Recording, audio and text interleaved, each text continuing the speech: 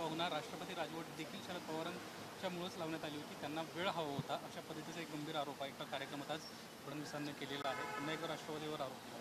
पहिल्यांदा बोलत नाही आहेत हे. आणि मला एक माननीय देवेंद्रजींचं कळत नाही की आता त्यांनी आमच्यातले नेते त्यांच्याकडे घेतलेले, त्यांचा 200 आमदारांचा संसार चालला आहे.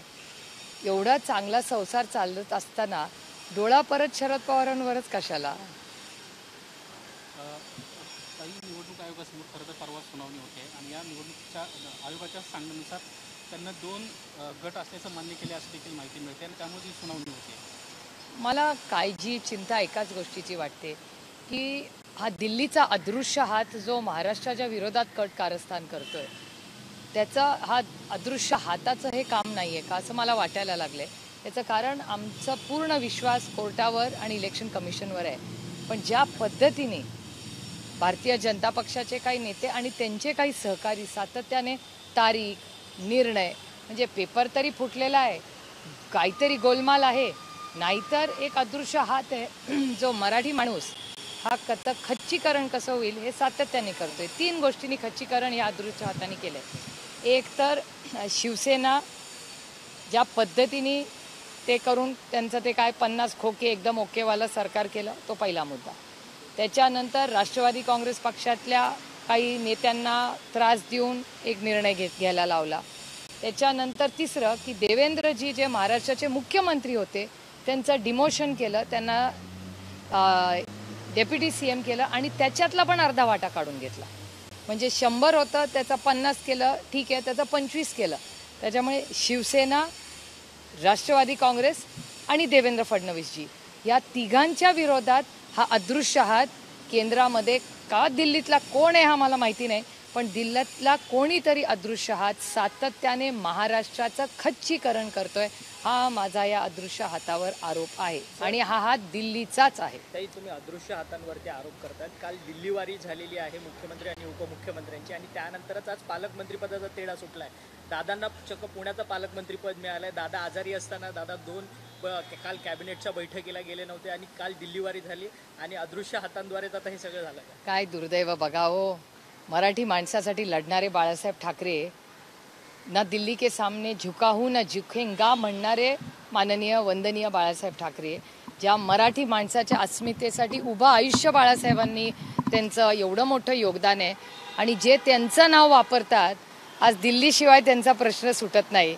म्हणजे याला काय म्हणू, म्हणजे मला म्हणायची इच्छा नाही आहे, पण ही दिल्लीसमोर गुलामीच व्हायला लागली आहे ना महाराष्ट्राची. हे दुर्दैव आहे. परंतु ताई, दादा नाराज असल्याच्या बातम्या होत्या. दादांनी काल कॅबिनेट बैठकीला गैरहजेरी दर्शवलेली होती आणि त्यानंतर थेट दादांना पुण्याचं पालकमंत्रीपद मिळालंय. राष्ट्रवादीचे जेवढेही आमदार आहेत, मंत्री आहेत, त्यांनी काल देवेंद्र फडणवीसांची मंत्रालयात देखील भेट घेतलेली होती. म्हणजे नाराजीचा फायदा झाला असं दिसतोय. आता शक्यता नाकारता येणार नाही. हरियाणाच्या बनसोड बंधूंना जामीन नुकताच मिळालेला आहे. सुप्रीम कोर्टाने ईडीला खूप झापले.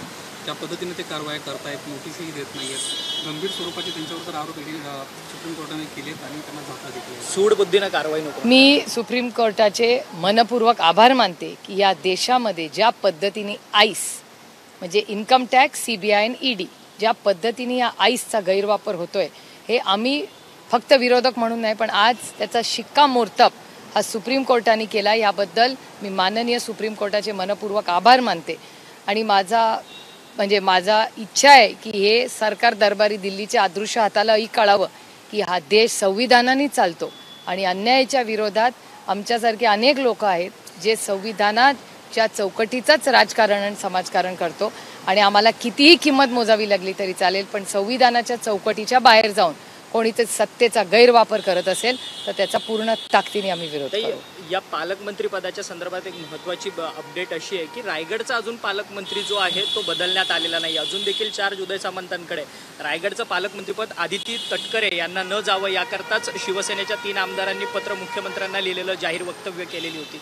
सगळी पालकमंत्री पदं वाटण्यात आली राष्ट्रवादीच्या मंत्र्यांना, परंतु आदिती तटकरेंना पालकमंत्रीपद नाही मिळालं. याची मला काही माहिती नाही. कारण का बेरोजगारी, महागाई, नांदेडमध्ये झालेली घटना, नागपूरमध्ये कालच झालेली बातमी आणि ज्या पद्धतीने खरं तर लोकांची आणि लहान मुलांची हत्या या गव्हर्नमेंट हॉस्पिटल्समध्ये होते, त्याच्यात आम्ही इतके व्यस्त आहोत आणि ह्या सरकारला फक्त पॉवर म्हणजे सत्ता सत्ता सत्ता ह्याच्यातच ते एवढे मग्न आहेत, त्यांना सर्वसामान्य मायबाप जनतेचं दुःखही कळत नाही आहे. एकीकडे इथे पालकमंत्र्यांवरनं वाद होते आणि तिथे महाराष्ट्रातली मुलं ती मेली तरी चालतील एवढा हलका यांनी महाराष्ट्रातल्या जनतेचं आयुष्य करून ठेवलं या शिंदे सरकारने. हे दुर्दैव आहे आणि महाराष्ट्राचं अपयश आहे.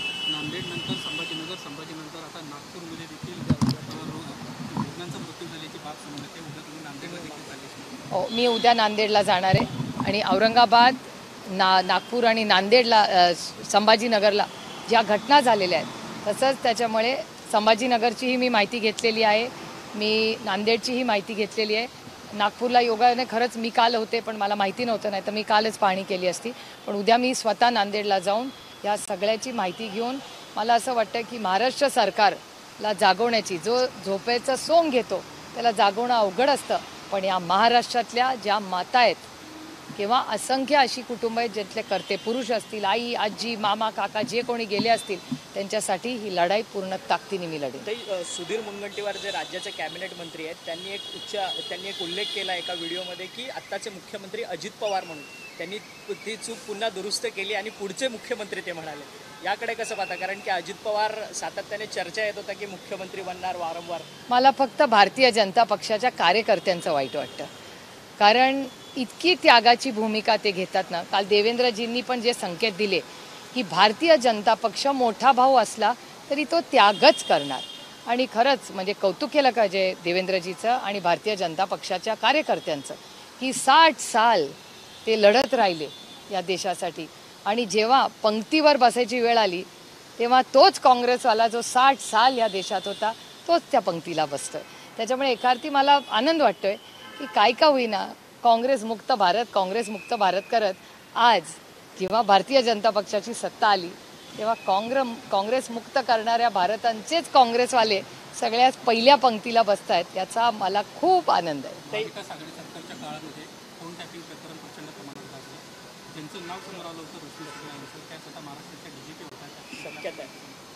ठीक आहे, बघू आता ते शेवटी जे सरकार आहे तो सरकारचा निर्णय असेल, त्याच्यात आपण काय बोलणार. हेमंत पाटलांनी पण नांदेडमध्ये त्यांना स्वच्छतागृह स्वच्छ करायला लावलं. एकंदरीतच त्यांच्यावर असा गुन्हा दाखल करावा लागला. पाटलांना ती मागणी जोर धरून होती. नाही, अतिशय दुर्दैवी घटना आहे आणि ज्या पद्धतीने त्या डीनची चूक नाही आहे. माझं म्हणणं आहे की त्या डिपार्टमेंटच्या जे मंत्री आहेत त्या मंत्र्याचा तातडीने राजीनामा माननीय मुख्यमंत्र्यांनी घेतला पाहिजे. त्या डीनची काय चूक, त्याच्यात औषधं जर कमी पडली असतील तर जागा जर रिक्त असतील त्याच्या डीनचा काय संबंध. महाराष्ट्र सरकार त्याला जबाबदार आहे आणि तातडीने त्या मंत्र्याचा राजीनामा घेतला पाहिजे.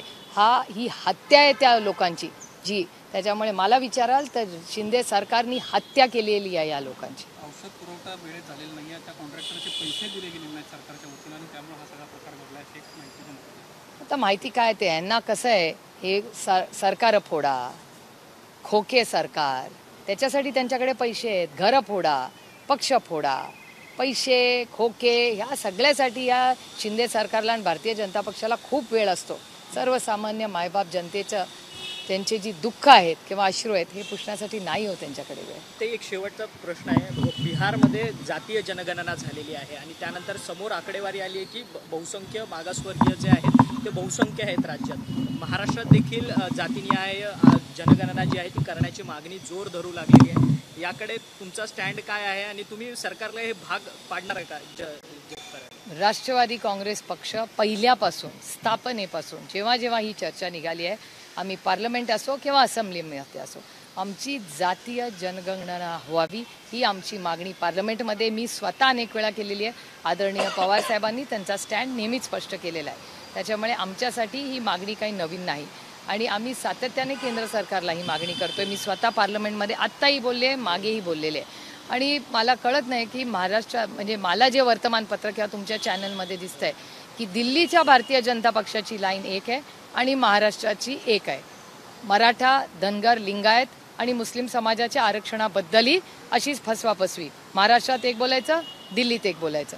तसंच ह्याही जनगणनेबद्दल महाराष्ट्र सरकार एक काहीतरी बोलतंय पण केंद्रातलं त्यांचं नेतृत्व वेगळं काहीतरी बोलतंय. त्याच्यामुळे भारतीय जनता पक्षांनी 2 प्रश्नाची स्पष्ट उत्तरं दिली पाहिजेत की मराठा, धनगर लिंगायत आणि मुस्लिम समाजाच्या आरक्षणाबद्दल त्यांचं काय मत आहे, काय धोरण आहे, हे दिल्ली आणि महाराष्ट्रात वेगळं चालणार नाही.